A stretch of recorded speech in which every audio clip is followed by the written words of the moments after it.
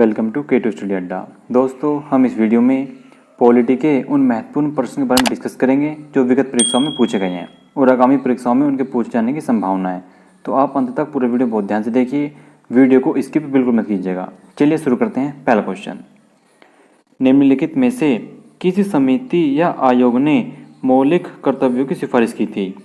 पहला ऑप्शन पुंछी समिति, दूसरा ऑप्शन राजमन्नार समिति, तीसरा ऑप्शन सरकारी समिति, चौथा ऑप्शन स्वर्ण सिंह समिति।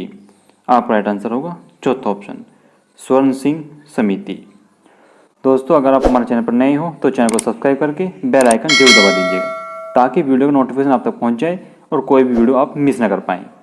नेक्स्ट क्वेश्चन, मौलिक अधिकारों के बारे में निम्नलिखित में से कौन सा कथन गलत है? पहला ऑप्शन, नई प्रौद्योगिकियां इन अधिकारों को खतरे में डाल सकती हैं।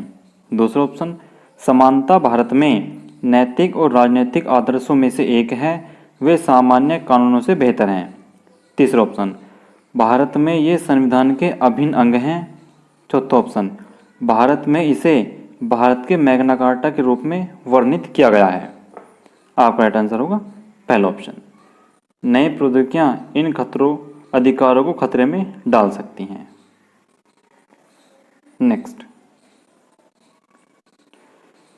निम्नलिखित बयानों में से कौन सा राज्य के नीति निर्देशक सिद्धांतों के संबंध में सही है?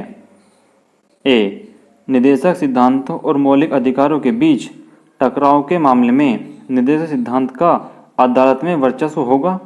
बी, मौलिक अधिकार असीम नहीं है और नागरिक उचित प्रतिबंधों के अधीन है। निर्देशक सिद्धांत किसी भी संवैधानिक सीमाओं के अधीन है। पहला ऑप्शन केवल बी, दूसरा ऑप्शन ए और बी दोनों, तीसरा ऑप्शन केवल ए, चौथा ऑप्शन ए और बी दोनों नहीं। आपका राइट आंसर होगा पहला ऑप्शन केवल बी। नेक्स्ट, निम्नलिखित में से कौन से मौलिक अधिकार गैर नागरिकों के लिए उपलब्ध हैं? पहला, प्रारंभिक शिक्षा का अधिकार। दूसरा, किसी भी धर्म के प्रचार के लिए करों के भुगतान से स्वतंत्रता। पहला ऑप्शन केवल एक, दूसरा ऑप्शन केवल दो, तीसरा ऑप्शन एक और दो दोनों, चौथा ऑप्शन न तो एक और न ही दो। आपका राइट आंसर होगा तीसरा ऑप्शन एक और दो दोनों। नेक्स्ट, निम्नलिखित में से कौन सा कथन नीति निर्देशक सिद्धांतों के अंतर्गत आता है? पहला, मादक पेय और स्वास्थ्य के लिए हानिकारक दवाओं का निषेध। दूसरा, ग्रामीण क्षेत्रों में कुटीर उद्योग का प्रोत्साहित करना। तीसरा, मनुष्यों के बीच अस्पृश्यता जैसी बुराइयों को दूर करना। निम्न में से सही कूट कौन सा है? पहला ऑप्शन केवल एक और दो, दूसरा ऑप्शन केवल दो और तीन, तीसरा ऑप्शन केवल एक और तीन, चौथा ऑप्शन सभी। आपका राइट आंसर होगा पहला ऑप्शन केवल एक और दो। नेक्स्ट, निम्नलिखित में से कौन सा सही ढंग से मेल खाता है? अनुच्छेद 23, 24 तो शोषण के खिलाफ अधिकार। दूसरा, अनुच्छेद 29, 30 संस्कृति और शिक्षा के अधिकार। तीसरा, अनुच्छेद 19 से 22 समानता का अधिकार। चौथा, अनुच्छेद 14 से 18 स्वतंत्रता का अधिकार। पहला ऑप्शन केवल एक और दो, दूसरा ऑप्शन केवल दो और तीन, तीसरा ऑप्शन केवल तीन और चार, चौथा ऑप्शन इनमें से सभी। आपका राइट आंसर होगा पहला ऑप्शन केवल पहला और दूसरा। नेक्स्ट, निम्नलिखित में से कौन भारतीय संविधान के अनुच्छेद 32 के विषय में सही है? पहला ऑप्शन सर्वोच्च न्यायालय के पास भाग 3 द्वारा प्रदत्त अधिकारों के परिवर्तनों के लिए अनुच्छेद 32 के तहत निर्देश या आदेश या रिट जारी करने की शक्ति होगी। दूसरा, इस लेख द्वारा गारंटीकृत अधिकार किसी भी स्थिति में निलंबित नहीं किया जाएगा। तीसरा, हैबियस कॉर्पस एकमात्र रिट है जिसे सार्वजनिक प्राधिकरणों के साथ साथ निजी व्यक्तियों के विरुद्ध भी जारी किया जा सकता है। पहला ऑप्शन केवल एक और दो, दूसरा ऑप्शन केवल 2 और 3, तीसरा ऑप्शन केवल 1 और 3, चौथा ऑप्शन 1, 2 और 3। आपका राइट आंसर होगा तीसरा ऑप्शन केवल 1 और 3। नेक्स्ट, निम्नलिखित का मिलान कीजिए। इसमें आपका राइट आंसर होगा तीसरा ऑप्शन। गांधीवादी सिद्धांत है सी, अनुच्छेद 40। दूसरा समाजवादी सिद्धांत है बी, अनुच्छेद 39A। तीसरा उदार बौद्धिक सिद्धांत है अनुच्छेद 44। नेक्स्ट, निम्नलिखित पर विचार कीजिए। पहला, अनुच्छेद 30 दो प्रकार के अल्पसंख्यकों की पहचान करता है, धार्मिक और भाषाई। दूसरा, राज्य द्वारा रखा गया कोई भी शैक्षणिक संस्थान केवल धर्म, वर्ग, जाति या भाषा के आधार पर प्रवेश इनकार नहीं कर सकता। उपरोक्त कथनों में से कौन सा सही है? पहला ऑप्शन केवल 1, दूसरा ऑप्शन केवल 2, तीसरा ऑप्शन दोनों 1 और 2, चौथा ऑप्शन न तो 1 और न ही 2। तो आपका राइट आंसर होगा तीसरा ऑप्शन दोनों 1 और 2। नेक्स्ट, स्वतंत्रता के अधिकार के तहत निम्नलिखित में से कौन से मौलिक अधिकार भारतीय संविधान द्वारा प्रत्याभूत हैं? पहला, शांतिपूर्वक इकट्ठा होने का अधिकार। दूसरा, संघ बनाने का अधिकार। तीसरा, हड़ताल या प्रभावी सौदेबाजी का अधिकार। चौथा, जीवन और व्यक्तिगत स्वतंत्रता का अधिकार। सही कूट का प्रयोग करें। पहला, केवल 1 और 2। दूसरा, केवल 1, 2 और 4। तीसरा, केवल 4। चौथा, पहला, दूसरा, तीसरा और चौथा।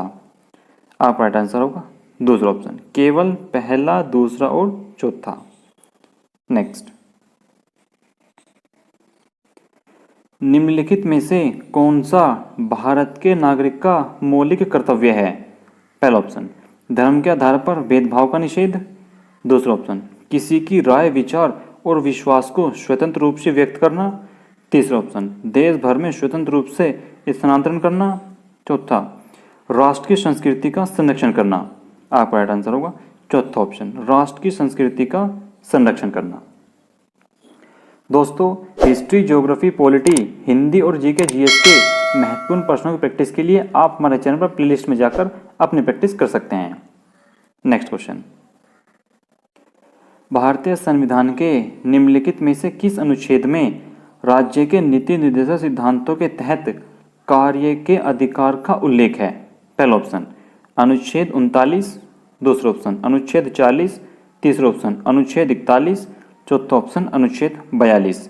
आपका राइट आंसर होगा तीसरा ऑप्शन अनुच्छेद 41।